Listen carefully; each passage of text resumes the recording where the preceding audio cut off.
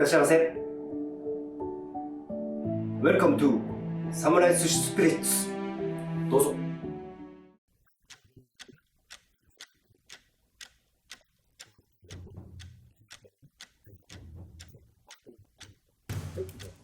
普通に打っていきます。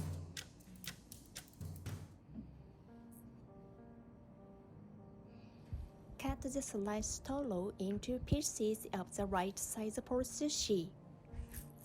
For artistic work, make a thin cut on the surface of the toro. 握りにしていきます。はい。じゃあトロですね。はい、いつものように人差し指と親指でネタを持つときはこうですね。で、握るときにここの中指と人差し指のところら辺に置きます。この辺ですね。この辺。ちなみに僕のネタのサイズの時です。はい。わさびを置いて、これもたっぷりのわさびでいいです。はい、シャリ置いて閉じます。この中には空気入ってます。で、これ返します。で、これ返します。で、横を決めて、はい、角を決めて船底型にしてあげます。船底。ここがこうってなってる感じですね。ここからもうちょっと丸みを帯びさせてやって、シャリと寿司のなんか一体感が出るようにですね、最後仕上げてこんな感じで、はい、フィニッシュ。こんな感じでこうしてあえて分厚く切ってですね、いきます。開いて、はい。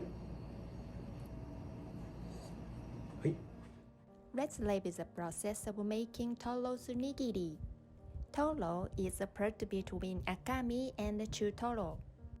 Cut the toro slice vertically to the muscle. Make a thin cut on the surface of the sliced toro. Take the toro in your hand and put some wasabi on it. Add the rolled rice on the top. Make a hollow in the middle of the rice with your fingers. Press the sides gently and turn the top and bottom over. Tighten the sides of the sushi. Form the corner with your thumb. Turn over front and back and do same steps as before. Form it into a round shape. Spread the nigiri soy sauce on the surface of the toro. The beautifully shaped toro nigiri is done. ありがとうございます。またお越しくださいませ。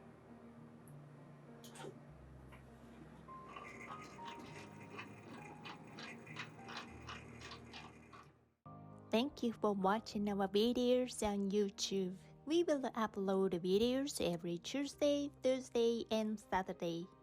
Please subscribe to our channel and we look forward to your comments. Follow us on Twitter, Instagram, or Facebook page. Tag me on your post if you give it a try.